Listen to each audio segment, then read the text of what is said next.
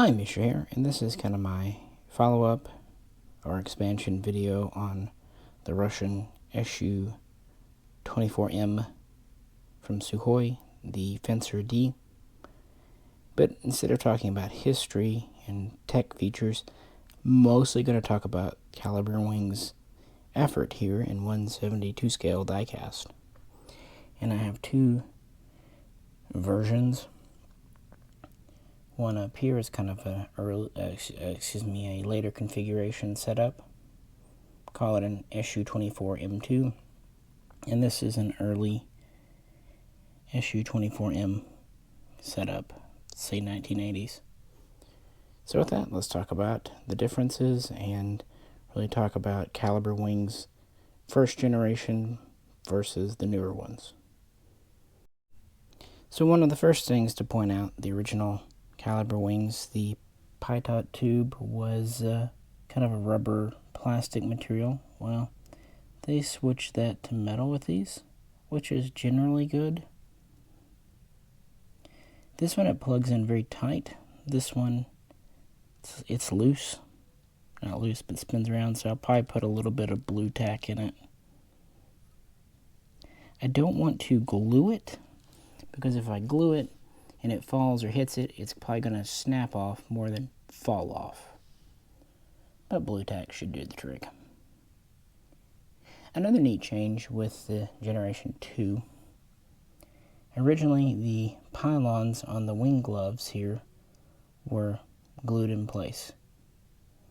This time, they're not. There's a slot, and you can plug in either the standard style that just hangs down, or they come with the early style with wing fence here.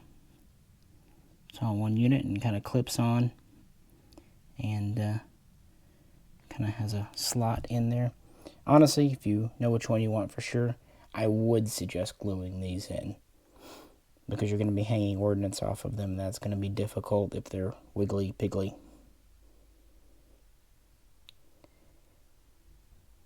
They've also changed a few other minor features, including the accessories they come with. Some more, some less, and just configuration options. They also have apparently finally figured out how to glue on the nose cone properly, because the early ones often had loose nose cones. And one thing that's interesting, whereas if you buy a Hobby Master, they don't really come with landing gear up or down, anything installed. So these come out of the package in the landing configuration with gear down and the engine covers on. So you can reconfigure them as you wish. They even come with the pilot figures installed. But they no longer, unlike Generation 1, come with a stand. Gen 1 did, Generation 2 doesn't. However, this is the Generation 1 stand, and it has some pros and cons we will talk about. And there is a Generation 2 that's a weighted stand that I do have on order, but it's not here yet, so yeah. But they're about the only maker of the SU-24 in 1/72 scale diecast. And they support it with accessory packs, at least 2 of them right now. So with that, yeah, we'll just dive in and talk about this plane a little more. So the current generation base model from Calibre Wings, here's what we more or less come with. We have these magnetic landing gear, which work really well as long as the magnet pieces stay stuck where they need to be. The only downside, sometimes they don't use enough glue, either for this piece or the piece inside the model, and it'll pull out. Of course, all you have to do is glue it. Showing the heavy-duty landing gear of the Sukhoi. We also have some pivoting pieces that go on the wings, either a rocket pod or wherever I put it, a little fuel tank.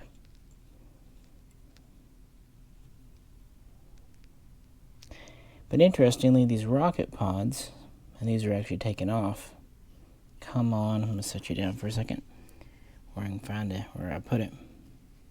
So these are the wing pieces that plug in. It's actually two separate pieces here. So you can either use this style or the style with the fence. That's helpful. These are little tools. It comes with little pliers and a little pokey thing. Who doesn't need a pokey thing? Where did I put that the piece I'm looking for?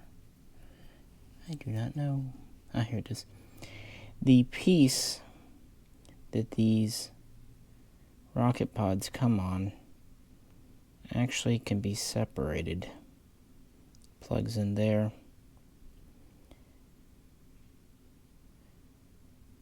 But if you don't want those on your wings, you can pull that off. They're not glued, they're just on. And you can put on the missiles.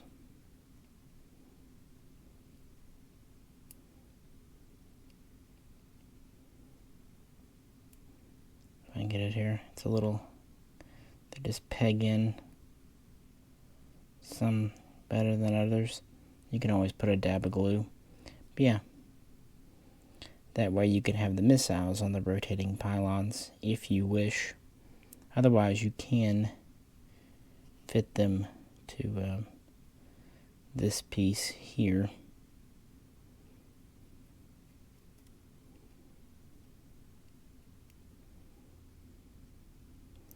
And mount them towards the front under the fuselage.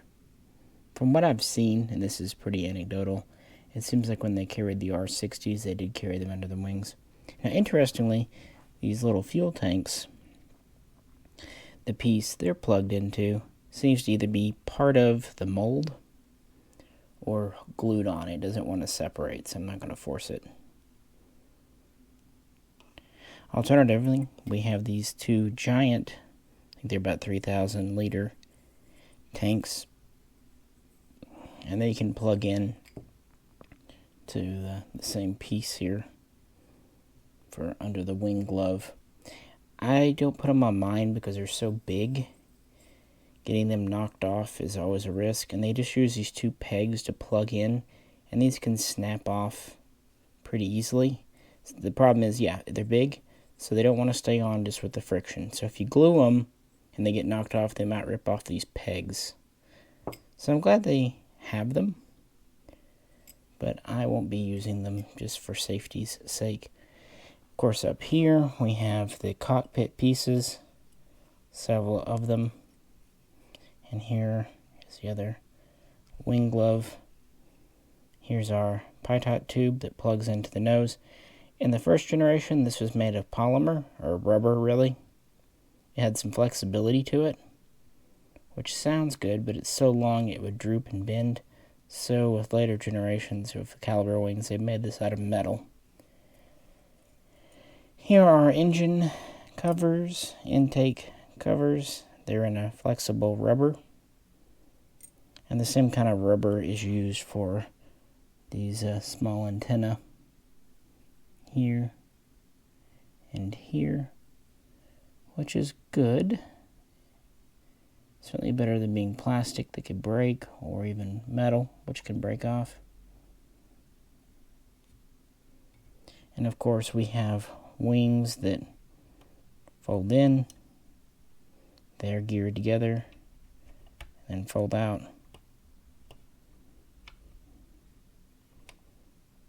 And we have stabulators in the back that can rotate independently, because sometimes the aircraft would have one down, one up, so you don't want these keyed together. Metal, metal, metal, and metal up to the nose, which becomes plastic. The gear are also partially metal, this being plastic, this being metal. So it does kind of split the difference. It has more moving parts than your typical Hobbymaster, but not as many as, say, a JC Wings or Herpa. And it does seem to split the difference quite a bit. Flipping it upside down, you can see the wing glove where you can use the options here. Here's the pivot point for the wing itself's hardpoint. And then we do have all the ones under the fuselage, here, here, and here, and here. But you can't really use them all unless you use tiny ordnance. By the way, here's how the thing unplugs. If I can wiggle it out, I'm going to use the front one. It's usually a little looser. There we go. And just sockets in because the magic of magnets. Pretty stable. It's got a little wiggle to it, but they like to stay in pretty well. These gear, how they work on the real plane, are interesting. They actually rotate. Of course, this one just folds back. The rear ones actually kind of rotate 90 degrees and fold in from the side so that they can leave the undercarriage free. Nothing would be back here. And pretty flexible. So that's what it comes with by default. A couple of rocket pods, a total of 4 R-60 missiles, fuel tanks, and that's actually how a lot of the Russian Soviet photos show the Su-24. Pretty clean. But if you would like to put weapons on, well, Calibre Wings does a 14-piece weapon set. Let's take a look at it. Calibre offers their 14-piece SU-24 weapons set. They call it set A, so I'm not sure if they plan on doing a set B. That'd be kind of neat. And this will allow you to arm up your aircraft with several different weapons, and they at least give you 2 of each, which is again the standard kind of payload. And this is a really good idea for the most part. It only falls down in 1 or 2 minor areas. Let's talk about common Su-24 payloads and look at the weapons themselves. The weapons come with this outer box, and each of them have their own little blisters inside this clamshell pack. Not bad. You can even use it for storage. It's not something you have to rip open to take out. Nice presentation. And here we have what we have. There are 6 types. First and probably most basic, we get 4 of these. Each has 6. They call them AB-100s. I wonder if they're FAB, Fab 100s, but they're 100-kilogram bombs. Typically, if a craft carried these, they would have 12. Although they could carry up to 18. Pretty basic bomb. Slightly more advanced, we have the KAB-500L variant here. This is a 500-kilogram free-fall, well, guided, or I should say unpowered, but laser-guided variant of the FAB-500. So we have 2 good bomb sets here. We get 2 of these. Sometimes the Sukhoi could carry 4 or even 6, just depending on the mission. But of course, 1 bomb will take up an entire attachment point, hard point. And yeah, these were pretty much technology in use for decades. Getting a little more advanced, we have the KH-29 here. This is an air-to-surface high-explosive missile. It is guided. There are different variants, but this one seems to be the TV version. It's about 650 kilograms, and the Sukhoi would carry 2 of these, usually side by side. And it was used for attacking installations on the ground. It was used to hit runways, aircraft bunkers, and it could even hit ships. Some variants were anti-shipping capable. Moving down, we have the KH-59. This is the newer version because it has the small pod on the bottom. It has a 2-stage engine, originally 2-stage rocket. Later on, it would have a rocket and then kind of a ramjet system. Turbofan. This is even bigger at 930 kilograms. Long range.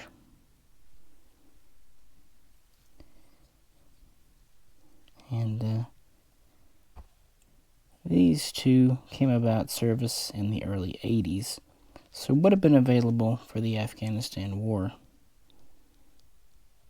And of course only two were able to be carried. Moving on, we get to more modern.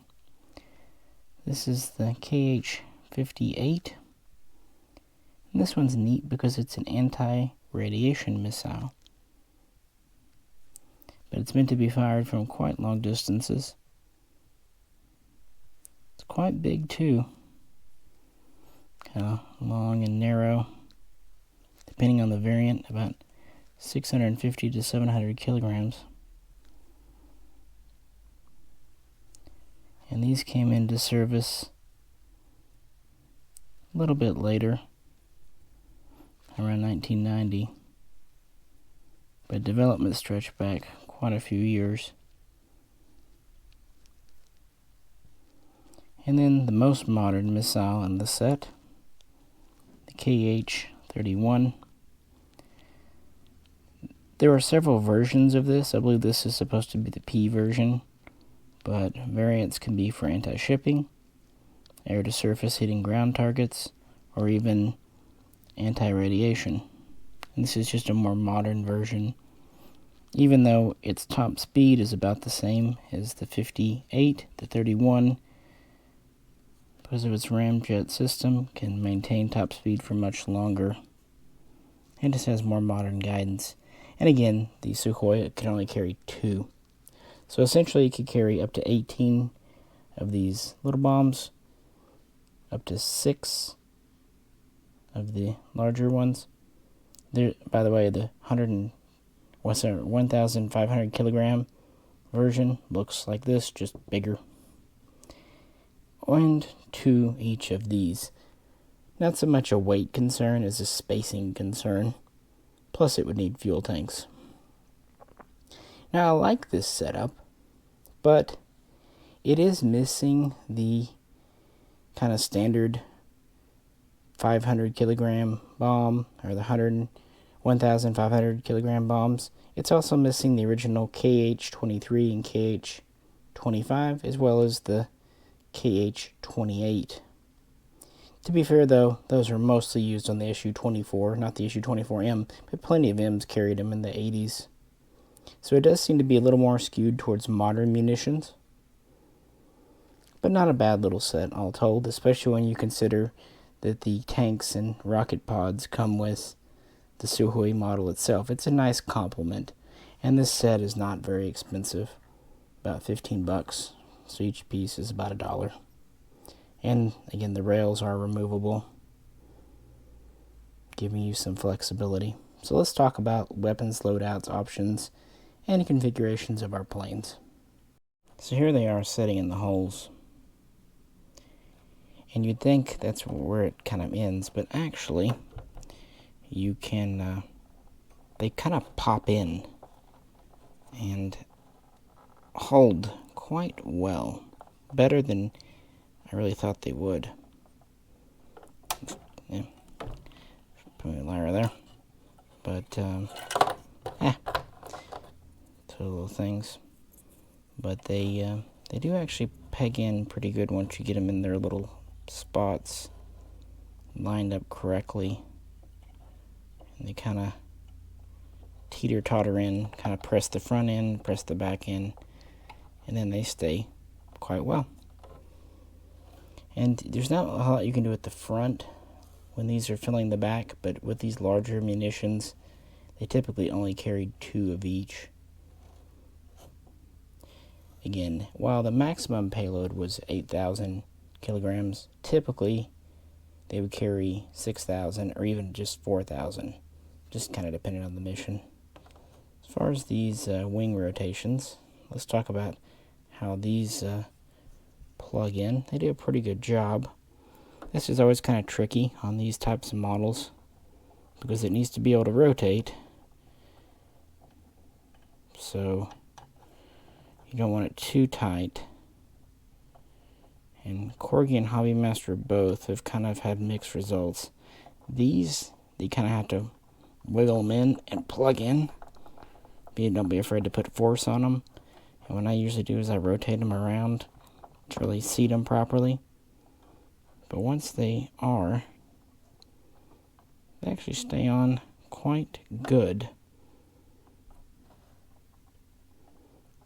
Once you get them nice and plugged in. I'd say at least as good as Hobbymaster and better than Corgi.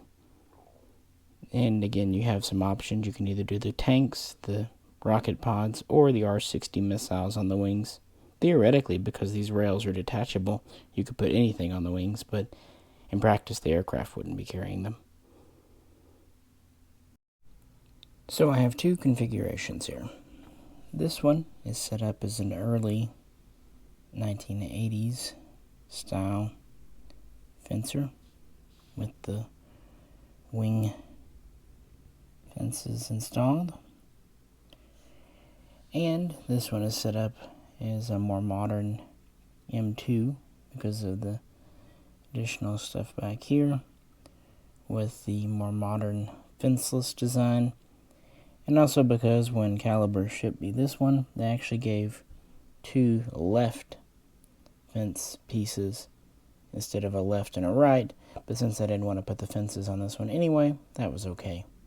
So I have this one set up in a more modern style. So let's take a look.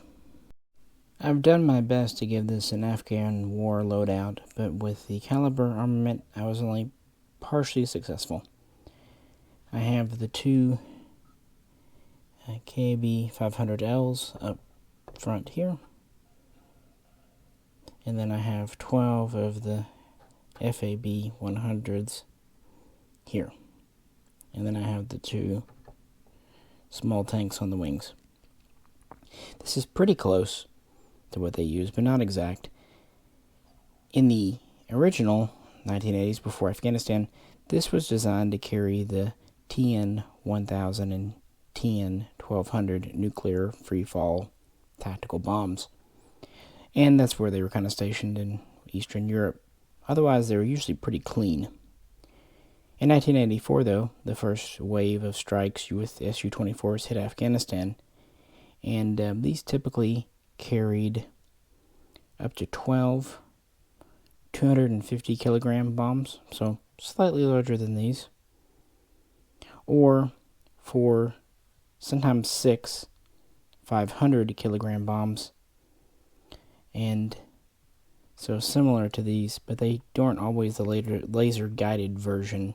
Sometimes they were just the FAB or the standard type. But they didn't have guided munitions, and they almost always had a couple of fuel tanks because they were flying out of Uzbekistan and Kazakhstan. In '88, when they came back, they used the same ordnance, plus they used 500 kilogram cluster bombs, which were effective, 500 kilogram fuel air explosion bombs, which were ineffective, and they even used 1,500 kilogram bombs, general purpose usually, which were very effective based on the Mujahideen. They also had just general purpose 500 kilogram bombs. And they didn't really arm these with the R-60, because, yeah, what were they going up against? Not air to air, and they did what they could for chaff and flare to eliminate the missiles that the Afghans had. So this is pretty close to the warload, but these would have been slightly larger, and this would have been a different type of 500. And I don't know how often they really mixed and matched them, but hey, I wanted to have a couple of different ones on here. And the tanks hold on quite tight on this aircraft. It's off the stand. I might as well talk about the Calibre wing stand here. This is one of those really good idea type things. It has a central plate, and these move with rubber tips. There are screws to tension on the bottom, and there are 3 links of I don't know, arm holder stand. It does a good job. Now, originally, the Calibre models just came with these, but they quit including them, and now they've replaced them with Generation 2 stands. Same concept, except the Gen 2s have a weighted base. This is just plastic with rubber feet, and they're about 3 times heavier. They also, instead of just having these balls on the end with rubber, they have more shaped pieces you can plug in. And these are optional now with aircraft. I do have some on order. I actually had to order them from Calibre outside the USA. So I'll show you when they came in. But good idea on the stand, but these balls don't hold the best. And it's kind of fiddly to get them positioned just right to keep your model from thumping over. So an A for a good idea, but C+ for execution, although I'm excited to see the Generation 2 stand. Well, let's move along. And this one I have set up more in the M2, like I said. So I wanted to be a little more modern. Of course, Russia would fly the 24 throughout the 1990s and in the 2000s in Georgia. And they would continue just to more or less use the 250 and 500 kilogram ordnance. And this would continue when they sent a dozen to Syria in 2015. Smart munitions, or not really used heavily. And they would even carry a slightly lighter warload with only as small as only 4 250 kilogram bombs. And these would either be cluster, high explosive, or just kind of general purpose. But in November, after Oleg Peshkov's was shot down, they did start arming them with either R-60 or sometimes R-73 missiles for defense. So I put them on the wings here to rotate. And for the center line ordnance, I really just like the look of the KH-58, the anti-radiation missile. This pretty much is a radar homing in thing for what we would call seed or wild weasel. But whereas American wild weasels tend to get down in the dirt, Russia preferred to do theirs from a higher altitude and further out range, which is kind of the reason behind this. Again, newer planes might carry the KH-31 instead, but I like the look of this. And just in case the missiles miss their target, put on a couple of rocket pods up here using the glove points, just in case. Plus I want to put the rocket pods on one of them. So I just kind of set these up to showcase different configurations. This is more of a missile heavy one, the other one's more of a bomb heavy one. So yeah, and of course its stand is set in more the tall configuration. And another neat accessory that Calibre offers is the pilot's set. You get 2 Russian pilots and 2 ladders for them. Good for any display of any Russian aircraft. I didn't really need one of these, but it was $10, and I thought one day I'll be glad I have a couple of spare Russian pilots. And again, neat presentation. They do well with the packaging. And I'm happy they are doing things. Again, you can buy the weapons set, the weighted Generation 2 stand, or the pilots there. And you can configure the base SU-24M in a few different ways. So those are the options. So let's get back and kind of wrap things up, talk about pros and cons and some of my own thoughts. So in the end, what do I think about it? All in all, Calibre wings had some really good ideas from the beginning. Magnetic landing gear that were a single piece, a very highly configurable stand, very intricate cockpit, engine and intake covers, and kind of a modular weapons design system. Unfortunately, Generation 1 suffered from kind of shoddy quality control and pretty crappy gluing. So I'm glad they did a Generation 2. Sometimes they just didn't glue things, like the wing glove pylons, which is good. You can glue them or attach whichever version you want yourself. With the nose, they've improved. Going from the rubber pitot tube to the metal is a general improvement. You would think the rubber wouldn't break, but unfortunately its base was kind of hard rubber, even plastic. So while the front would flex, the back where it plugged into the plane could snap off there in the plane, and that wasn't good. So all in all, that's an improvement too.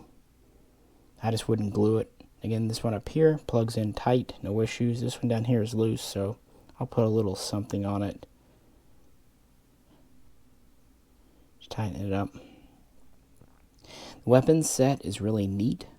I just wish they would do a set B with more Afghanistan war era old school ordnance, but then again, I guess they tried to be diverse, but they included their very different looking missiles and things. If you did the Afghan war ordnance, it would be pretty much little bomb, big bomb, that kind of thing. So, yeah. I do like that the wings move. They're actually quite tight on this one here. They've got a little bit of flop to them on this one here. The rear stabulators do move pretty freely, but they are also pretty tough because they're metal.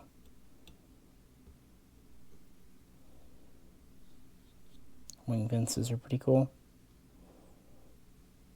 They are supposed to do an SU-24MR, but it keeps getting pushed back. Hopefully they will do the reconnaissance variant because Russia had a lot of them.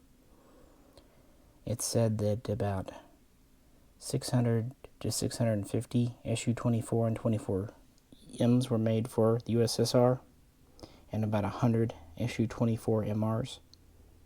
On top of that, it's said that about 400 SU-24Ms were updated to the SU-24M2 standard between about 2004 and 2009. But they've undergone further updates since 2013 to keep them relevant with modern munitions. And while manufacturing is still long over, and the midlife upgrades are over, they're still flying these, but they're being replaced by the SU-34 and even SU-35 in some instances. So its days are probably numbered. But it's certainly a piece of Cold War history and worth adding to the collection. So let me know what you think if you have Calibre wings. Interesting brand. I wish they would do more. They only do this in the Russian line. For the US line, they do the F-14 and the F-16. And then they have a Robotech, which is a Japanese anime line that isn't really up to my anything. Not really what I do, but pretty small brand right now. They've only been out 3 or 4 years. There was talk about them doing an SU-22. I think an SU-17 would be pretty neat too. Or heck, a MiG-27 or MiG-31. I would definitely sign up for that. It seems like the early generations did suffer from poor quality control. And while that's not completely resolved today, I think they've done quite a bit to improve things. But they could still improve a few more things, like making sure the landing gear magnets are solidly staked in there, maybe even using a small screw. And the pitot tube, you know what? Since it's so long, do what a Hobbymaster does and just give 2 of them with the aircraft. That'd be safe. Other than that, I don't really have any complaints. It's all metal, neat features. So, yeah, all in all, kind of happy about it. With that, please feel free to comment yourself below. Like, share, subscribe, all that good stuff. This is Misha. Catch you very soon. Next time.